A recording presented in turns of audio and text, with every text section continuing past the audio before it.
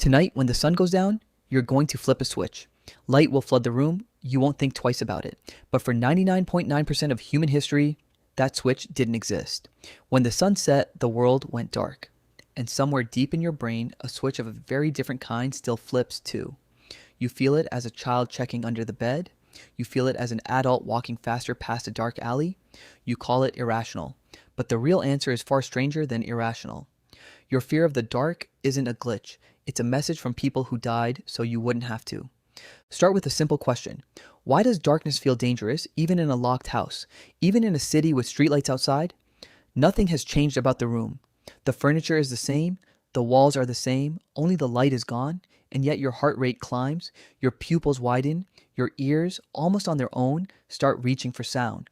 This isn't a modern fear, it's an ancient alarm system, and it still works exactly the way it was built to work.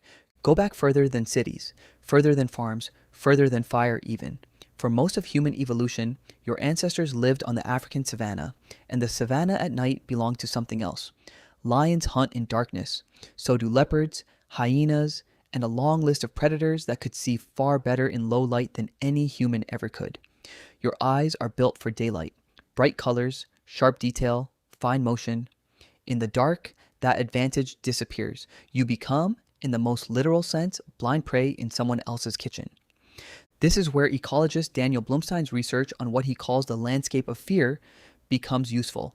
Blumstein studies how animals, humans included, don't just react to danger when it happens.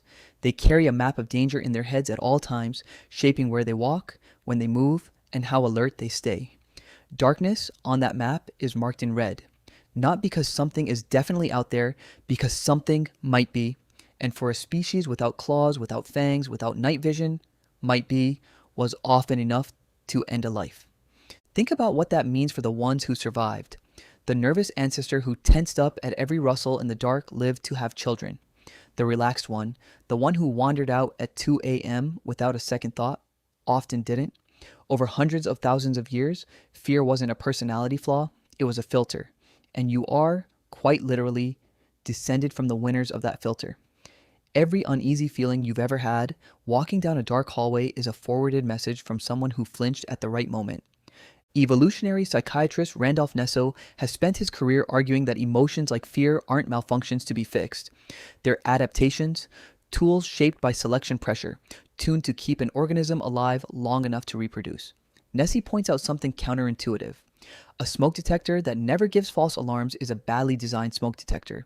It means the sensitivity is set too low, and one day it will miss a real fire. Fear works the same way.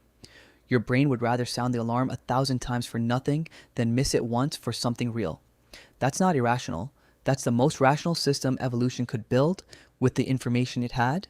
But here's where it gets stranger. Fear of the dark isn't just about what might be hiding in it, it's about what darkness takes away from you specifically.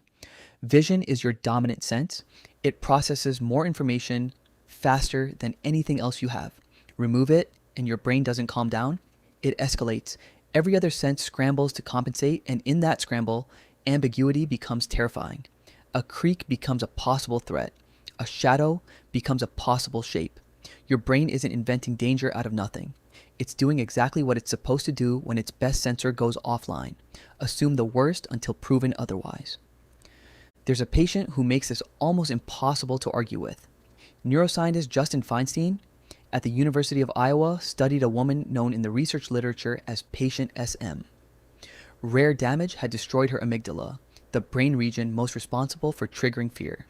Feinstein and his team tried everything: haunted houses, snakes, spiders, horror films. Nothing worked. SM simply couldn't feel afraid. It sounds at first like a strange kind of freedom. It wasn't. Without fear, she had walked into dangerous situations that nearly got her killed, more than once, because the warning system that should have stopped her never fired. Her case is, in a strange way, the clearest proof that fear isn't the enemy. It's the reason most people make it to adulthood at all. So picture your ancestors again, this time not on the savanna, but slightly later, huddled around the first fires. Here's the twist nobody tells you. Fire didn't erase the fear of the dark.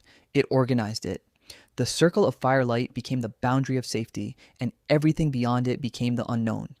That boundary, drawn in flame, is arguably one of the oldest architectural ideas humans ever had.